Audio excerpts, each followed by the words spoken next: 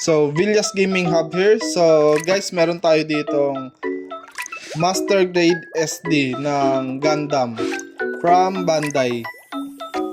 Bali, bagong dating lang ito sa amin, itong Gundam Aerial. Bali, mag-open tayo, pero hindi natin muna siya i-build.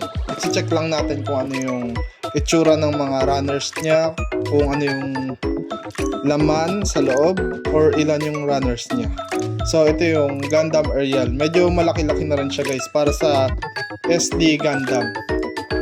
Ang scale nito, not sure, kasi wala siyang nakalagay kung anong scale niya. Pero, ano siya, SD. Ayan, SD siya. Buksan natin. Ito, naka-tape siya. Yung pagka-sealed niya ay naka-tape lang. Ayusin natin yung pagka-unseal, pag-open. Kasi ako gusto ko rin malaman kung ano yung itsura ng runners niya. Ini-imagine ko kung ano na siya pag nabuo. Ayan. So, yun guys, naka-open na. Available din to sa online store natin. Kung gusto niyo po siya makuha ng SRP, pick up lang po sa location namin sa Holy Spirit, Quezon City. Ayan. Chat lang po kayo sa Blue Apps, Villas Gaming Hub.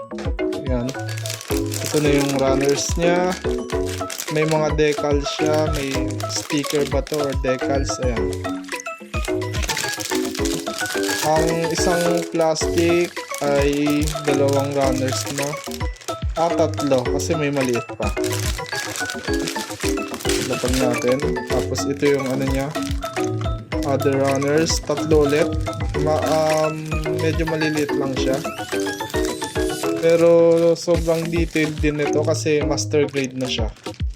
Hindi siya tulad ng ibang SD na ano. Konti lang yung runners. Ito, tatlo ulit. Ayan, tatlo. Medyo marami-rami na rin. So, yan. Tatlo ulit. Total of 3, 6, 9, 12. 12 ang runners niya. So, not sure lang. Parang more or less 12.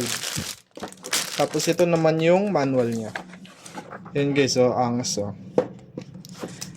Marami kaming dumating na mga bagong Gundam.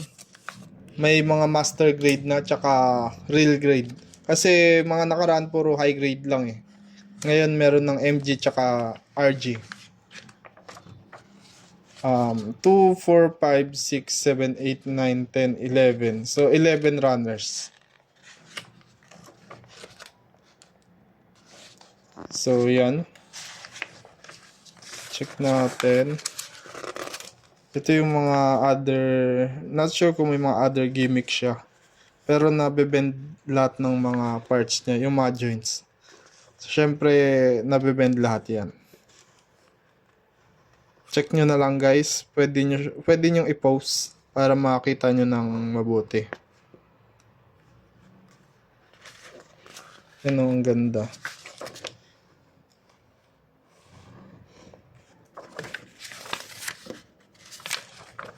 So, mabilis lang din siya buuin as usual sa isang SD. Pero sobrang dami niya. Sobrang dami ng runners niya. Hindi siya normal na SD Gundam. So, yun lang guys. Available to sa online store natin. Pwede rin pick up para makuha nyo siya ng SRP. Marami pa tayong stock nito. 9 pieces ang available natin. So, yun lang.